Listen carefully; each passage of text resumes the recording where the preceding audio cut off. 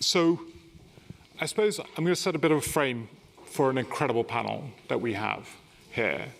And in that frame, I suppose what I want to set out is that last week, the Earth temperature hit over 17 degrees average, the greatest recorded temperature on average 2 meters above surface ever recorded. In that context, also it's worth recognizing that we're facing a situation where life expectancy gains that we've gained over the last 80 years are retreating. We've lost those. At the same time, it's also worth noting actually the scale of kind of social justice and social injustice in the table is more visible than it's ever been. Yet, actually, when we look at our tools and our frameworks of making some of these transitions, there's an open question. So, if the UK was to live under the Paris Accord, which we have signed up to, how many homes do you think the UK can afford to build? It's about 14,000 homes. That's it. The UK government policy is 300,000, we're nowhere close. So where does justice and spatial justice and home justice really come from?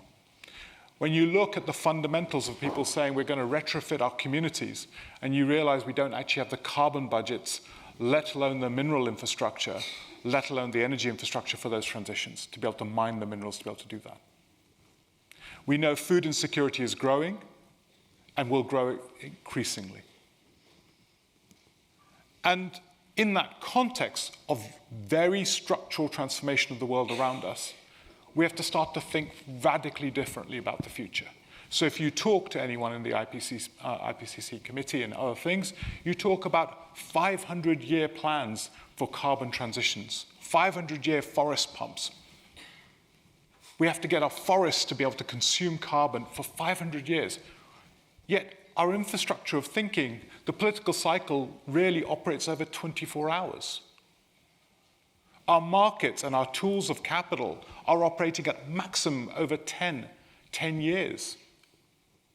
Yet we're already making structural commitments that are going to have to be in place for hundreds of years to deal with the situation that we're in. And be sure that current policy and current frameworks that we're in take us to about 4.1 degrees warming. Look up 4.1 degrees warming. Look it up. It's basically self-termination of us as a global species. So when we talk about this moment, let's also talk about it in the seriousness of the context that we're in. And in that moment, I suppose the frame of this conversation for me is that this is going to be a great transition. Climate change is just a symptom of a structural issue, of our relationship with the world having to be recast and reimagined. And in that moment, I think philanthropy has a unique role to play, right? Our current financial system does not account, look at the Institute of Actuaries, they've done a brilliant report, doesn't account for the risks that we're really facing. Most of our market tools are operating outside. They're externalizing risks and liabilities. They're not priced in. Our political cycle is in the competitive theory of good. Your good versus my good. It isn't able to create a planetary idea of a good right now. In that moment, philanthropy has a unique contribution because it can operate to an idea of good that science has been pointing out to us, but actually we can't yet construct the politics of. In that moment, philanthropy can look at the idea of good outside the time cycle of a 24-hour opinion cycle and also the 10 years horizon of our capital markets. This is a unique moment for philanthropy to be able to operate outside those two frames and talk about a great human emancipation. What does it really mean to actually, for all of us, mutually assured thriving at the planetary scale? Because there is no divisible pathway for us to survive. Not the scale of what we're facing. So in that context, I suppose for me, it's really important for us to look into the critical role of philanthropy. And how do we position ourselves into that moment of change, into that moment of bridging? So we've got incredible panelists. Genuinely, I'm really honored to be on the panel together. What we're going to do is, everyone's bio is on your apps and the other things, so I'm not going to do massive bios. We've got 45 minutes. We're going to get into it, right? You've got our names up there. I'm not even doing myself, so just let it go. All right, everyone's there. Second, I think what I'm going to do is we've had a really interesting contribution from Maurice, who unfortunately couldn't be with us. We're going to play a little video from Maurice, which I did with him, and then we're going to go into the panel conversation. I also encourage you to talk to each other. Everyone here is brilliant. We just happen to be a small representation of the audience here. So let's all chat in every breakout moment that we've got. We're just a sample of all of you, nothing's more special. So let's make sure we have these connections outside these frameworks. I know we can't do complex Q&A here, but let's make sure we get into the depth of these conversations where we can outside these frames. So with that, I'm going to hand over to Maurice to give us a small provocation, and then I'm going to go across the panelists. Thank you. Can we cut to Maurice? We've got amazing people in the room here today. And I would love to hear if you could sort of give, from your perspective, just like, hey, guys, I'd really like to think about this.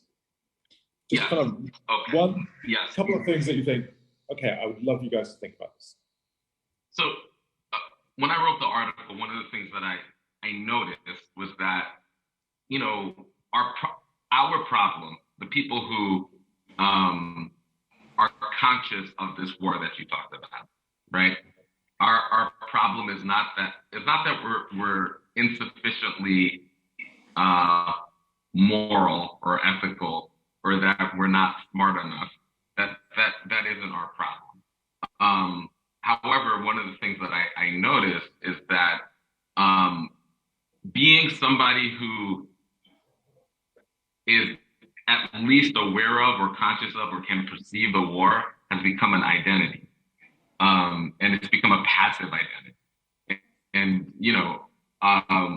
it's almost like I could see that house is on fire, and rather than pick up a bucket of water and run as quickly as you can to take that fire out and try to inspire others to do the same, regardless of who they are. If you see an urgent crisis, you don't take a second to figure out if you agree with everybody's views who are around you. You just enlist everybody you can across difference in order to take that fire out, right?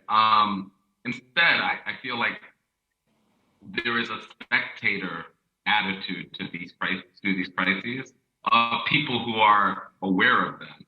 And, so the activity is more, let me demonstrate how ethically superior I am to others who aren't as perceptive of the crisis.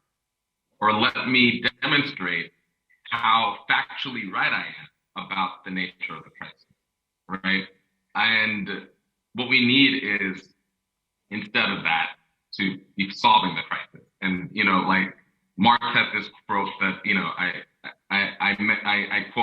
I quote in my article that philosophers have hitherto only interpreted the world in various ways. The point, however, is to change it, right? And so if the point is to change it, if the point is impact and not performance and not presentation, right, then our organizations would naturally inhabit a different shape, and our practice would naturally be in a different shape. And so in my article, I try to offer a framework that I think might help us get into that shape. We're led by our North Star, which is impact. We derive that through thinking deeply and taking the time to think deeply about the overall conditions, make assessments about what is the main struggle today, what exactly are the unique features of our time, place, and conditions, what are the perennial features of our time, place, and conditions, projecting outward. So we're clear about the interventions that have to be, the structural interventions that have to be made. And then choosing based on where we sit, our relative strengths and weaknesses, our capacity, the nature of the organizing that we're doing, the nature of the organization, if we're a philanthropic organization, if we're an issue-based organization, if we're a demographic group, whatever, what have we, what is our strategy? How do we get from point A to point B, right? So pick up the And use bucket, that. What was that? Yeah, I was just saying, so you were saying pick up the bucket. Pick up the bucket, exactly. Pick up the bucket. How do I get, what is the most effective and efficient way that I could take that fire out? Then once we're clear about that and we have agreement on that, then we could practice together. Then we could explore, we could innovate. And then our tactics, the things that we do to take the fire out, the size of the bucket, the nature of the bucket, the type of water, whatever, what have you, are put through a prism that is clear about where we are and what our North Star is. We have to do that work. Otherwise, we'll be caught in a spiral of presentation and performance as the house burns. And, you know, you talk about morals, that's the most immoral thing you could do to me. So we have to be in motion. We have to be in forward motion, but activity is not the same as impact. And if all we do, because we're all very busy, if all we do is busy ourselves with activity, but we have not asked those critical questions about where we are and where we're going and what is for us the most direct route there, our activity, even activity that has a close of social justice, would mainly just kind of reinforce the structures and reinforce the status quo. Like it's like it's like selling and buying a Che Guevara T-shirt at the mall, right? I guess in some ways it's an icon of resistance, but it's just part of the marketplace like any other T-shirt. And so we don't want to be purveyors of Che Guevara T-shirts, right? We want to be focused on impact. And the only way we could do that is not simply pat ourselves on the back because we're producing activity. You know, we need to be sober about how our work is moving forward towards a structural change agenda and through the prism of a strategic through line that is coherent. That is our job. And I think it's important for all of us to recognize the distinction between performing social justice and practicing liberation. There is a difference. It might look the same on the surface, but there's a real difference in terms of impact. Maurice, so elegantly said, and thank you so much for making the time. I know you're massively busy, and I think it's a really important contribution, and thank you for all the great work that you're doing. I could have gone for another hour, to be honest. I would love to get into some of these details, but genuinely, a big thank you from me, and thank you for your generosity in thinking about this stuff as well.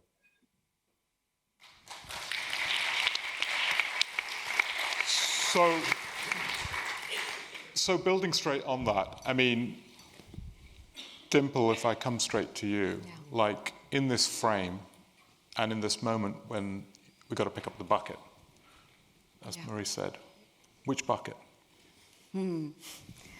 Well, thank you. I appreciate being here and being in this important conversation with you all. I want to pick up on what you said, Indy. You sort of laid out for us this very dire moment that we're in. I want to sort of add to that and just say a little bit about the moment that we are in the philanthropic sector, and bring it really down to kind of sort of at the human level, how are we doing? And, I think it's a moment, I've worked in the sector for 2 decades, and I think it's a moment of really unprecedented exhaustion and hopelessness. And I want to put that hopelessness in context, because we're talking about picking up buckets. But what does it feel like to pick up a bucket if you don't actually believe that you can put out the fire, right? So how did we get to this place? We are kind of at the end of a 3-year cycle where we actually experienced tremendous change in our sector and tremendous progress, and now we're in that regressive moment, right? So many foundations, both in the US and here, when the pandemic hit, not only did they dramatically increase their payouts, but they also really changed the way that they were practicing, right? So they leaned into what they had always known, which is that the kind of blueprint that we have for philanthropy doesn't actually work for impact. And they stepped into experiments that very much map onto what Amaka was talking about, more relational ways of working with their grantees. Fast forward to where we are today, and you're seeing such a rapid rollback of all of that, right? Commitments to racial justice that weren't fulfilled, practices that were changed and now have been changed back. And I think most importantly and most telling, you described the dire situation we're facing. I would say everything you said is true. And what is also true is that today, markets are down and so are payouts, right? Markets are down and so we are doing less. So that is like a fundamental truth that I think has contributed to this kind of paralysis, right? That people are feeling in the sector. And so what I want to offer as kind of how do we move with that? How do we kind of shake ourselves out of the stuckness that we're in is that we really, I'm trying to think of the way to put it, we need to break up with our most deeply held narrative and story, right? And that is the story of scarcity. Thank you for that, right? That is the story of scarcity. That is the operating story in our practices, in our policies, in the relationships. The default relationship we have with our colleagues is a story of there's not enough. You are not enough. We are not enough. Our communities are not enough. And if we think about what capitalism is that story, right? And if we think about who we are as a philanthropic sector, we are the child of capitalism. So in a sense, like this is our origin story, right? But it doesn't serve us at all in this moment. And so I just want to offer that I think the evolution that we need to make right now is one towards embodying this truth that we actually have abundant resources for building a more just and sustainable future. And I say embody to go back to what Maurice said, right? That this is not a spectator sport, right? We don't get to be on the outside anymore. We actually have to be in the game, right? And not standing 10 feet away. We need to actually do this work from a place that says there is enough. And so my invitation to all of us is to start playing with small and big ways in everything we do, right? Start playing with ways to start embodying this abundance and not just in terms of capital, right? Because the capital is not enough, but to really understand that our resources are even more than that, right? It's capital, but it's also imagination. It's also community, right? If you think about Maurice's work and what he has talked about in terms of just the heavy weight that leaders are carrying right now, what if our most ambitious dreams about a just future were held in community? What if we held those together so that they don't weigh so heavily on any one or two leaders and we get the kind of burnout we've had? So anyway, I think that as we begin to play with this new story and bring it to life, there's so many transformations that we can see that will allow us to meet this moment and this challenge that you describe. No, So, I mean, one way to play with that, Dimple, is that, to use Jurassic Park for a moment, life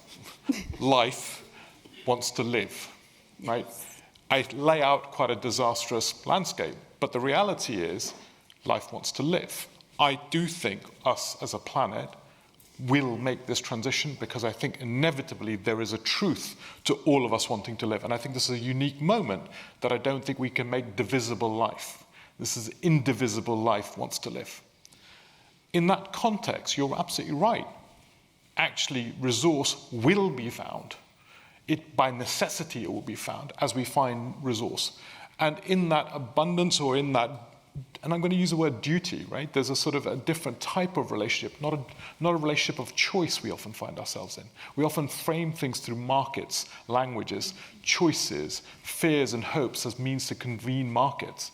But there's also other languages like duty and other frames which are not based on choice, but actually based on life wants to live, and it is our duty for life to live. In that sense, how do we start to frame a new discourse around abundance? Because I find it sometimes a little jarring, like in the reality of the world that we're living in. How do we frame a different relationship here into that? Because it feels like a 2004 language. We're still living in that abundance versus constraints theory, whereas maybe there's new language to be brought here, to give birth to, which allows us to recognize the kind of a positive inevitability to which we have to align to. I don't know.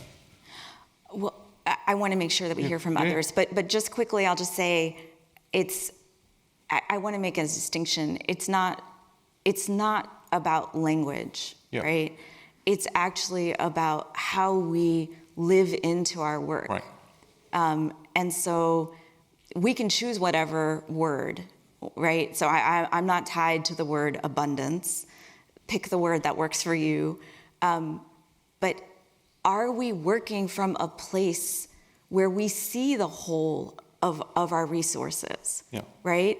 When I was the executive director of General Service Foundation, I proposed a different way of thinking about spending.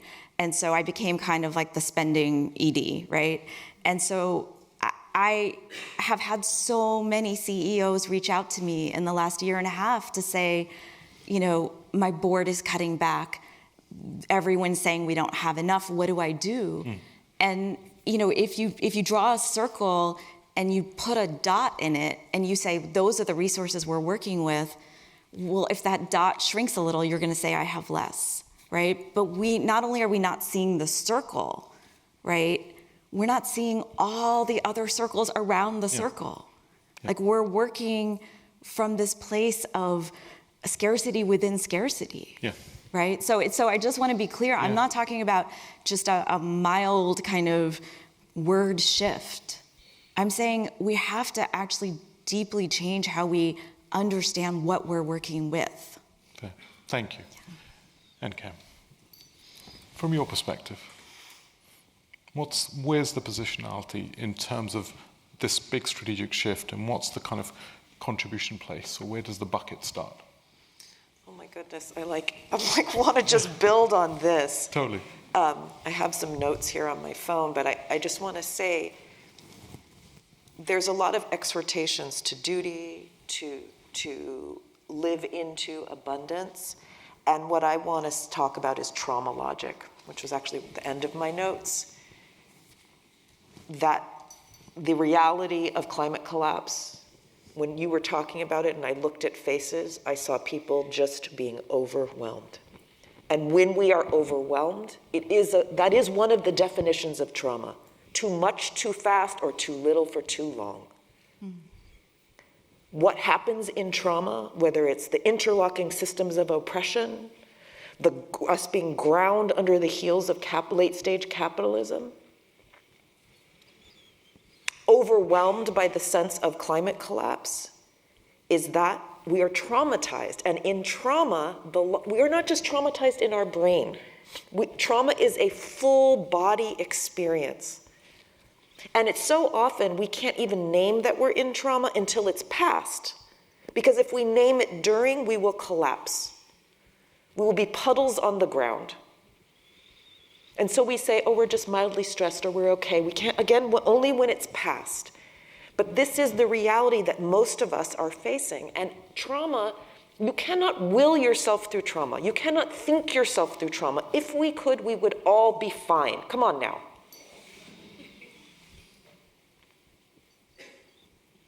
And what we know from the explosion of research in the neuroscience of trauma about the whole body response, right, is the disconnection that trauma causes. It disconnects us from ourselves, from each other, from the earth, from the future, from possibility.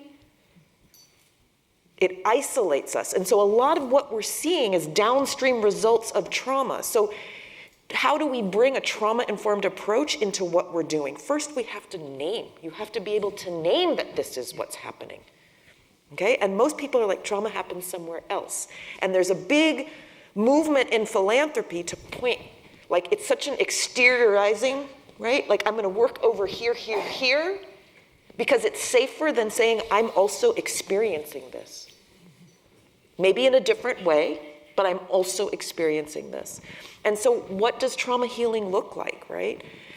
Trauma healing looks like it's a gentle embodiment, right? And our ability to learn how to sit with hard things and not disconnect, and not shut down, and not act out, and not avoid. Because even when we say hard things about climate collapse, about the need for abundance, when we say hard things and we know they're true, trauma doesn't care how important it is. It will paralyze you. You cannot push through the paralysis. So what you see is people attempting to work with it. Either they work from a collapse state, tell me what to do, I'll do it. This is not collaboration. You cannot collaborate. You lose access to your generative capacity and your creativity, right? Or you try to avoid the hard things and you just push through, action bias, push, push, push. You feel burnt out, right? The performative aspect of relationality. And so what I see as what is needed is that we have an understanding of how trauma works, not just in others, your grantees, but also within, individually, intrapersonally, interpersonally, collectively in our organizations, and that we address it. How do we resource people to build their capacity, again, to sit with hard things and not collapse? Not act out, not disconnect. And in that way, we can start to move together and I think unlock where the answers are inside of us. Thank you.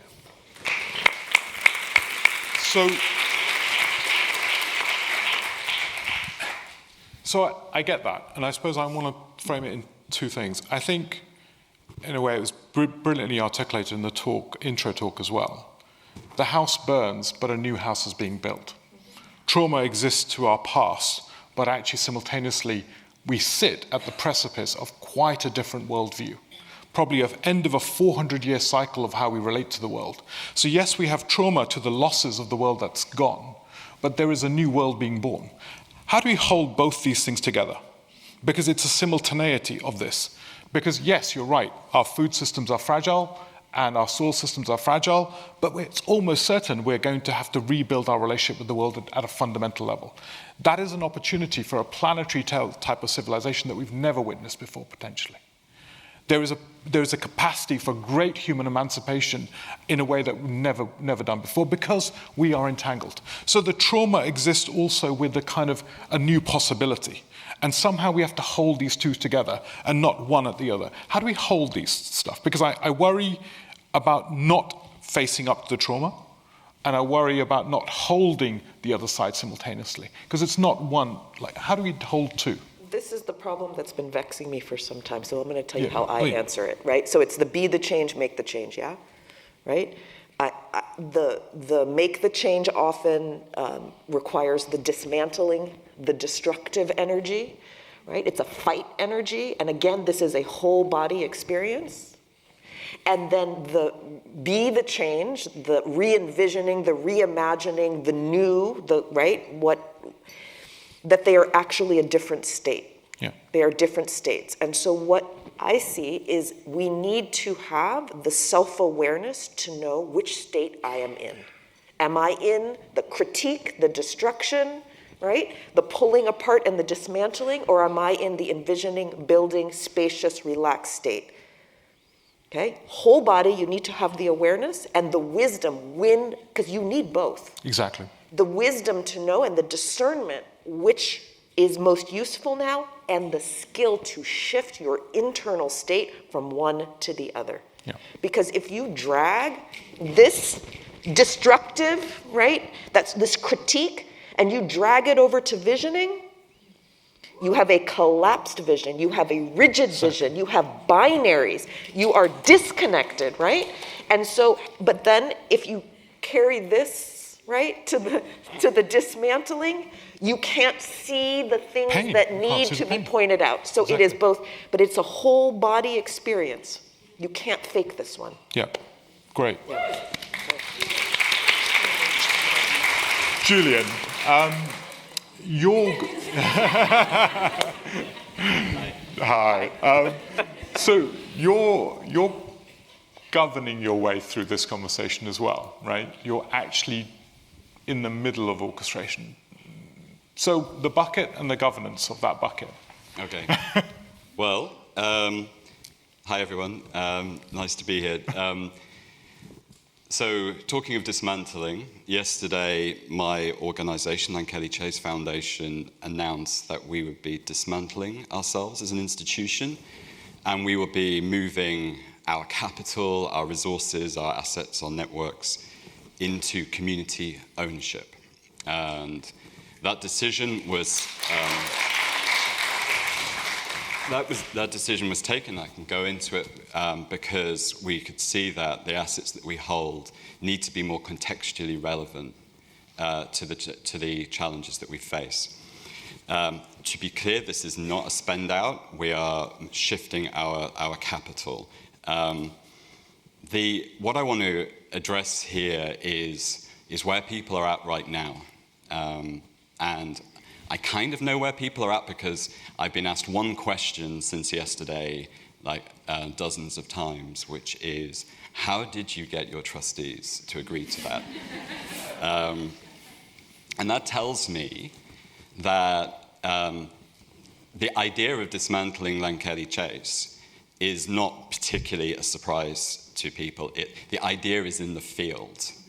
What is a surprise to people is that we were actually able to act on it, which tells me that governance is viewed somehow as a principal blocker to shift and movement in this field. So maybe most of us in this room know what we need to do at some level of our being, but don't feel that we have the authorizing environment to do it. So it's true that 2.5 years ago, we did overhaul our governance. We'd hit a block. We were stuck.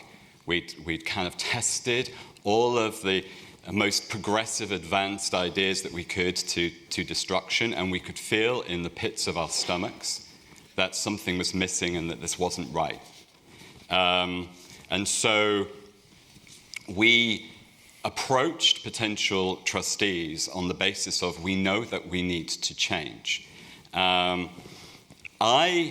hoped, and this is confession time, I hoped that my new board would be like the final piece in my jigsaw, and suddenly it would all make sense. And what became quickly apparent to me is that I was going to people saying we need to change without knowing what that change looked like. And what also became apparent is that we were asking people, extraordinary people, to step into a space of deep contradiction. And what I mean by that is, and I'll use some of the phrases that some of my new trustees have used, which is being the thing, being philanthropy while trying to change the thing, providing stewardship and care for the organization as it is, while simultaneously trying to compost or hospice the very frameworks on which it is built. Being accountable for the organization while simultaneously being accountable to community and to movements, with all of the exposure and the internal conflict that that brings to those people. And being able to navigate all of the knowledge, ideas, mental frames, ways of working, behaviors that have become institutionalized within philanthropy, while trying to bring in other ways of knowing and being and living together from the margins, from community. And what strikes me when I look back on that is how much that has taken of a very small number of people to hold that space, to hold themselves in that space of contradiction, to hold vision while maintaining their bodies in rooms where probably the instinct is to run out of that room because they feel compromised and they feel traumatized by everything that comes up when we think about colonial capitalism. And so our governance journey isn't a journey towards a new person spec for a trustee, but it is a recognition of the level of burden that we place on individuals when they sit in that boardroom. And I guess just the other thing I would add to that is that philanthropy has always been a place where the trustees get the blame for the lack of change. It's like, I would give you a grant, but my trustees, you know it's hard. And then I realized what I was doing was viewing my trustees as the solution, as the saviors for this. Come save us from ourselves. And that is equally a lazy projection of our own inability to take responsibility for change. And so when I went to these potential trustees and said, you know, please come, please come to my organization and help us change, their question to me was, but are you prepared to change? Because I will not step into that space and compromise myself unless you are prepared to change. And it was in that moment, that realization of what I didn't know what I was saying yes to, but I knew that I had to give up on a whole load of certainties that have taken me to this point of being the CEO of a foundation. And it has been painful. And the processes by which we've had to try and see and hear and find and understand each other have been painful and continue to be painful. But it has been a process of building community, of holding this thing together, of being in practice, of integrating different kinds of knowledges together. But while it's been painful, it's also been joyful. Because we get to integrate more and more of ourselves into the work that we're doing. So I'll stop there. Thank you. Julian, thank you for the braveness of what you're doing and how you're doing it. And I suppose one question I just have is, how do you feel that this better equips us as a place to deal with the structures of the challenge? Why do you think this particular move actually, if we lay out the challenges that we're facing, why do you think this particular move better aligns us to that? There are so many layers of this, so I'll limit myself to a couple. And probably the macro layer is, as Dimple has said, you know, we are a child of capitalism. We are a function of colonial capitalism. It is in our DNA. We can't help but repeat many of the behaviors and frameworks that come from that because we are it. And this capital that we have accumulated in an age of material growth is now moving into an age of existential consequence, as you have described, Indy.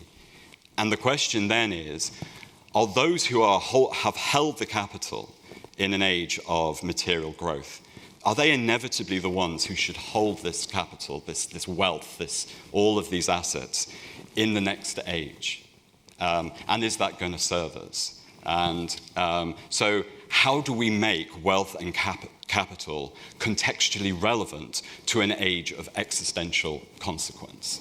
And it seems to us that it is far from obvious that the current wealth holders are the right people to hold and control the wealth in this new age, because we need new logic, we need new ways of being, we need new ways of relating to each other. And so our kind of guide is, who are the ones who have held the vision throughout that age of material growth, which can now, and how do we then honor that vision as we move into the next era of this planet, of humanity? And so how do we move the proceeds of the last era so that they can honor those who have held the vision despite all of the oppression, the suppression that has tried to happen to discredit and disappear the visions that those people have held, because those are the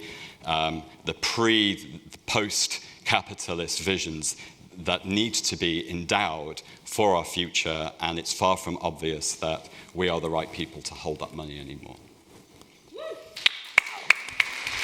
So, Julian, firstly, thank you for laying that out as well. I think one of the things I'd say is that it's really important we have these types of conversations. And too often I find in the spaces that we hold, we don't get into those sort of philosophical conversations that frame our realities and the worlds that we operate in. So I really want to thank you. I think one of the things, we haven't got that much time, but one of the things I'm going to close on and invite the panelists to contribute to is, we have the fortune to be one of the first panels. We've got a whole bunch of speakers in the room and people that are going to be talking after us. And part of the kind of contribution I'd love you to all make is, what would be your provocation to the rest of the day?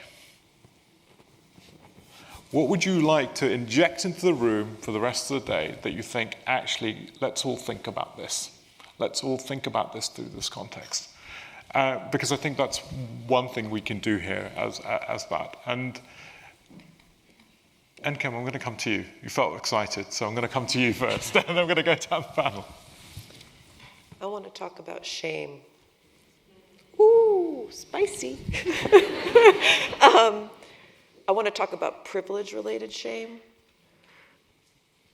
The shame, and by shame here, I really want to say, shame is not the same as guilt. Guilt is I did something wrong. Shame is I am wrong. It is my personhood. It's very hard to come back from that. And especially as mammals, we are not reptiles. Connection to one another is essential for survival. So the threat of being wrong and bad as a person is the threat of exile from other people, disconnection, and that is existential for humans. So shame is not little, it's like called a full contact emotion.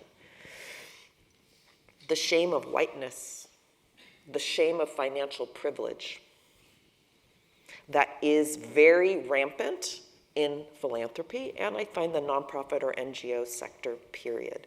And what happens in shame, people want to get out of it as fast as possible because it is so uncomfortable.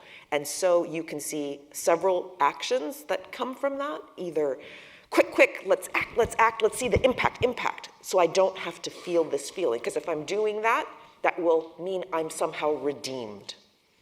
Or collapsing, just tell me what to do, here, take it. Which is collapsing and collaboration are incompatible. We need everybody here. Yeah. Hypervigilance is another response, right? Where people just become hypervigilant and seek perfection, right? Which also causes a paralysis. So my provocation is to be aware how shame might be playing, right, inside of you and affecting and hijacking your decision-making, your funding, your programmatic development, and how shame can also be traumatic. And the way through is often the same way as I described earlier for trauma.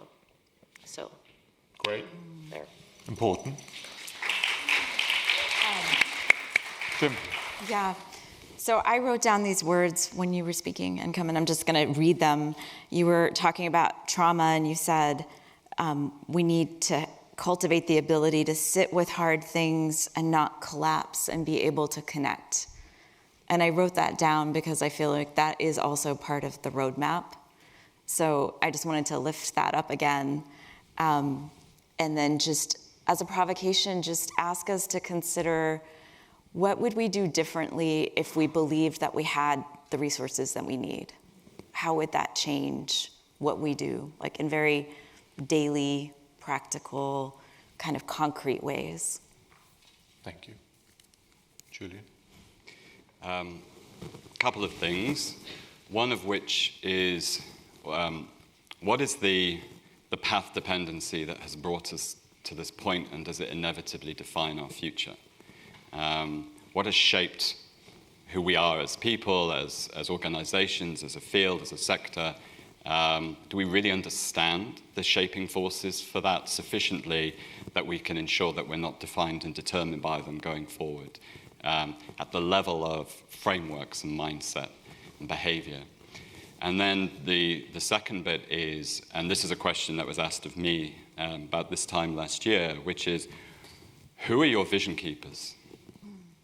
Who are the ones who've kept this vision alive while you have not been paying attention or have been trying not to see? Who are these people, and how is your work honoring them? Thank you. So,